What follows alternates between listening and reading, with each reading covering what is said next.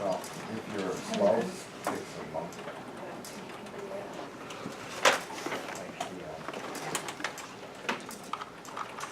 Our spouse is allowed to pick them up? That's an Our excellent spouse is allowed to question. pick them up? Oh, drop them off at your home doesn't mean your husband is getting it. Yeah, and the, Mm-hmm. at the mail. Kids will get it. Well, technically, not yet. They should be, because be held liable for the information that's in that packet. Well, okay, she drops it off at the door and my husband always gets it. I know, you're You're just right, throwing but I'm just stuff out saying. there, I'm just throwing it back at you. I'm not throwing that, I'm stating Well, facts. actually, you know, he put a you're motion liable out there, I for don't it. know if it's in order for him to have a motion. I now. don't believe you can do that, Corey, if there's already been a discuss, we've already passed all that and it's been voted No, on. I'm adding a different element. Right, but it's not posted that way in the agenda. We've already had the discussion in item B and it's been passed. So I do not think you can add another item to that. This is a functional part of that discussion, a functional part of that decision-making process. You cannot say that that is something specific on the agenda. This is directly related to that agenda item and the decision-making process that held forth under that agenda item. I'm not saying that, I'm not asking them to sign for every kickball that was distributed at recess. That would be a separate agenda item. What I'm asking for is that when a board member picks up the packet of information, which is what we were discussing under the agenda item, that they sign for it, simply. That's it. And is that a vote? If you No, can't follow doesn't that have- logic, Somebody would have to second that Okay. there motion. you go. I'll second that motion. Discussion? Yeah, I just want to state that I seconded that motion because this, for the next year, will provide us with some information to know when this comes back up, which I anticipate that it will.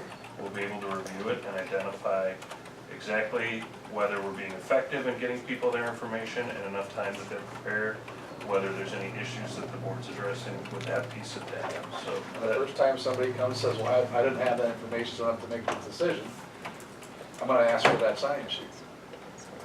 well, that's not why I seconded, but I get it. Okay, any other discussion? Any questions to the motion? Yeah, Make sure can a it's spouse, clear. can a spouse pick it up?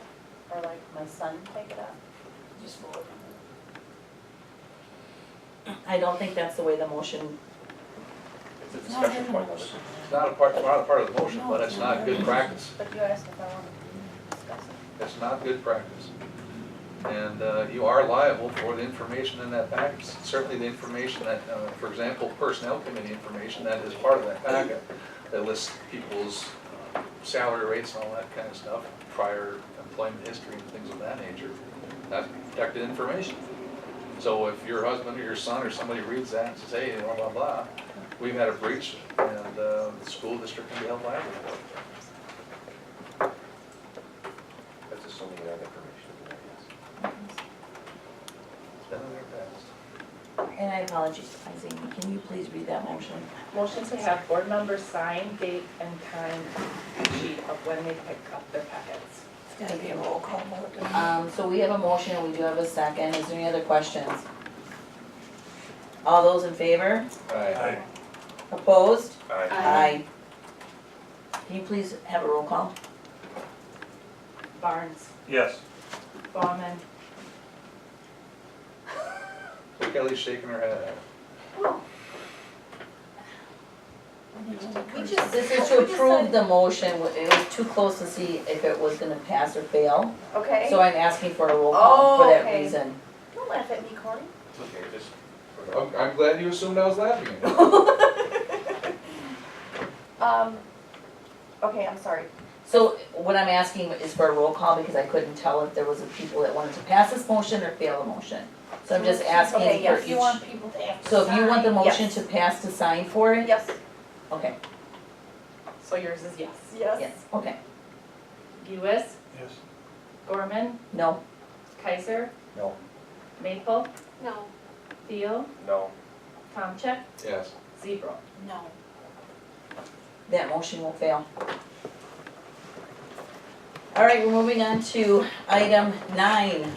New business, discussion and possible decision, development of a school perception board committee. So as we look at this agenda item, we just take a look at how do we develop committees. And we've learned that when we have board committees, we like to always post those and take notes at those and follow our policies on board committees. A good way to do that is to just make sure that our committees come in front of the board. And so that's why we added this to the board agenda. So an ad hoc board committee can be developed by our board president with members of the Board of Education. We have contracted with School Perceptions to conduct an annual school survey. Information from that survey, as you know, each one of our staffs use that information, and we all set goals off of that information. We take the information from the school survey, and it's used during our data retreat, and you see at the beginning of the school year and the end of the school year how they're doing on those goals. This agenda item is just meant to discuss the development of a School Perceptions Board of Education committee. In the past, Matt and the School Perceptions person, Sue and Diane would take a look at school perception information, and we then released it to the committees. The data and the information was released to the committees. The purpose of the committee would be to review that school perception survey data and to bring forward recommendations to the board. Below is our policy on that board committee. I think tonight we're looking for who may want to be a part of that committee, and/or if this should be a full board action item. Don't we have that already established? No. Well, Michael, Well- do committees expire then? Well, see, Well, we that's, never took really board action on it, do you know, and you weren't a quorum. Do you know what I mean? You had, it was you, do you know what I mean? I don't think there was 5 people together. no, we don't, see what he's saying, I know you're, in that, if you read our information, it says an ad hoc committee, once it's, unless it's defunct or basically assembled,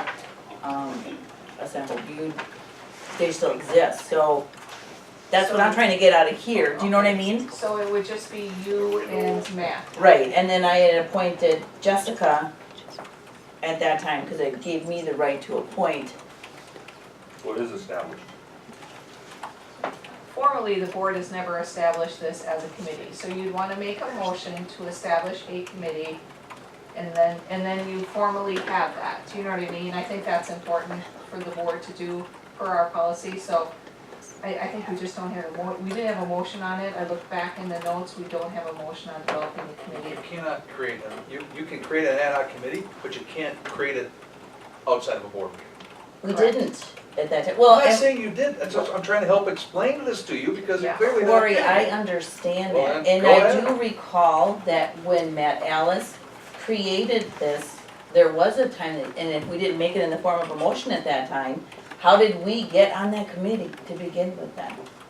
Because it was appointed, as you pointed out earlier. Okay, so it was a committee, Well, it was an ad hoc committee yes, appointed by the principal. But you can't appoint a committee unless you're in a meeting. So next week, you can't appoint an ad hoc committee to investigate what happened to the Matt wood did from the it gym during a floor. board meeting, is what he's telling you. Right. Matt did it during a board meeting, so Correct. let's just do it during this That's what meeting. we're Right. Let's do that. So it would be appropriate to have a motion, or does it have to come from the president? So are you, Kelly. No, I'm That's a not. good question. Okay, can we focus on this, please? Because yes, go ahead, I'll Matt. make a motion that the board president is authorized to create an ad hoc committee in regards to reviewing and making recommendations for the school perception survey, and annually to evaluate what questions are being asked and work with school perceptions to develop that survey prior to filling out. Okay, so we have a motion by Matt Barnes, is there a second? Can you read that back, something around here, but there's a lot there, sorry. I didn't catch all of the end, but the main part of it was to give the board president authorization to create an ad hoc committee in regards to reviewing and making recommendations for school perceptions. The second half of that was when our ad hoc committee first met, it was to develop the survey and work with school perceptions on what questions are being asked of the staff and what's important, so I'd like them to continue to do that. Okay. You know, I'd entertain that motion. The piece of the puzzle here that's important is what do you do with that when you're done? And I think that committee really should be empowered enough to make suggestions of what, as a board, the board should take action on. I feel that's a piece of the puzzle that really is important to us. So it's, quite honestly, I feel that this board has done a lot of good things in a year or two, but right now, the reality is we have the ability to make it great, quite honestly, with taking further action on things, information such as that.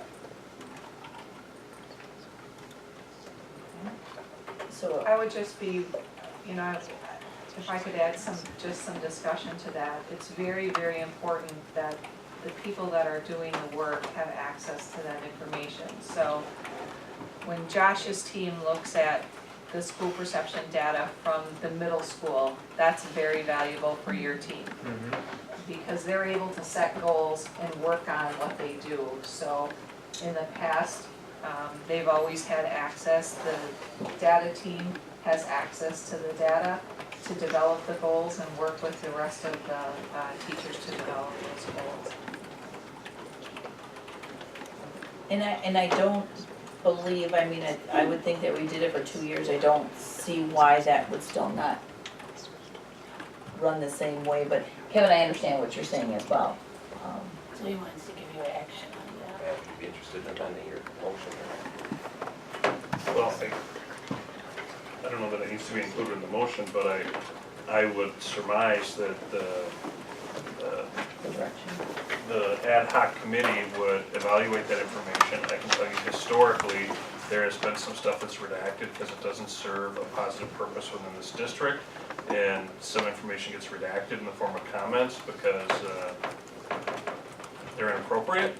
And so that's one of the things that this committee does. This committee would then report and go through that information with this board so that everyone's on the same page and understanding the information, and then be able to provide some input to the staff when giving them the information so they understand what our concerns are, and they can keep those in mind when they're coming up with setting their goals, so that we're working collaboratively instead of they set their goals and in the back of our minds we're thinking, no, I think it should be something different. So that's how I would foresee this ad hoc committee functioning and the work they do with that information. But I don't think that has to be in the form of a motion, that's just the committee doing its work. And I will tell you that does happen, because the elementary school, for example, took a look at the data and they decide on what their goals should be.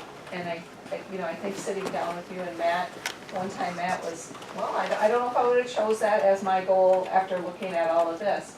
But the elementary school staff felt that that was important for them to work on, and they set their goal. When I think between like Matt and I, because But they share the data with you, right, so. and Sue's really good about going over all of that and pulling things through and being able to show the last 3 years, so.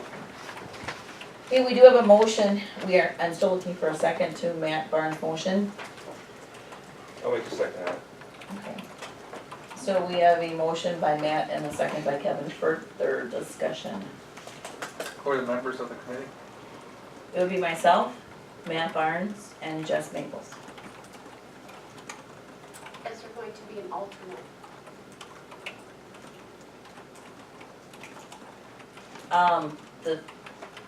We can, the plan was basically to operate this at the end of July in our budget meeting, because I discussed that with Ann, we can try and make sure we keep the calendar open. I think Matt being on it for 2 years and myself being on it for 2 years, I think we can get you up to speed really quick as far as how it was always presented and maybe what we want to see done differently as far as setting goals, even for the board, based on some of the items. I'm just, there's a time limit here too, so Right. it's really only gonna be, we're gonna hit it in July, and that should be pretty much, I don't know if we need, I think with what Kevin mentioned tonight and what, between the two of us and now we know it's what we need to bring forward, again, I think we really need, there was things that I don't think we did off the last 2 years that we should bring back, especially even as a board. that would come in very useful. Any other discussion? If not, all those in favor? Aye. Opposed? Aye. Motion carries. Item 10, Curriculum and Standards Committee Report. Item 10A, discussion and possible decision approval of extended field trip request. We do have a field trip request from Brittany Babbitt for a field trip in the fall to the National FFA Convention. All the details are included in front of you. It is a volunteer activity, and they're approximating each year about 10 students. I would so move. I'll second. Okay, so we have a motion by Mike and a second by Mark. Future discussion, or further discussion, sorry. All those in favor? Aye. Opposed? Motion carries. Item 10B, discussion and possible decision. Adopt Fastbridge as our K-12 universal screening tool for implementation in the 2018-19 school year. Great, I've been keeping you posted as we've met as a curriculum committee. Our final meeting in May as a curriculum committee occurred prior to the final meeting of the vetting team. So that's why this is coming to you now in June. They have made the team went through the vetting process as I've been updating you with, and they did choose Fastbridge as their recommendation to you for adoption in the 18-19 school year. And remember what a universal screener does, what it's really going to help us, and it leads into our next agenda item, is to be able to track data over time. 3 times a year students are screened. This isn't a full-blown state assessment. It is a quick snapshot of academic achievement in reading and in math. And it will give us great trend data, K through 12, with regards to reading and math, and allow us to utilize some progress monitoring snapshots of kids that we are concerned with along the way, so that over time we've got great common language and common understanding of trends in a universal screener student outcome scores over time. So at this time, the recommendation from the vetting team, comprised of about 20 district staff members from teachers to coordinators, would be to adopt Fastbridge as our K-12 universal screener for implementation in the 18-19 school year. Motion to approve the recommendation. I'll second. Let's wait, motion by Corey and a second by Mark. Any expenses related to this? Yes, the expense of the screener, which thanks to Mr. Zimmerman, your shafty and trendy and brilliant negotiator, is $6.50 a student, which is down from their original quote.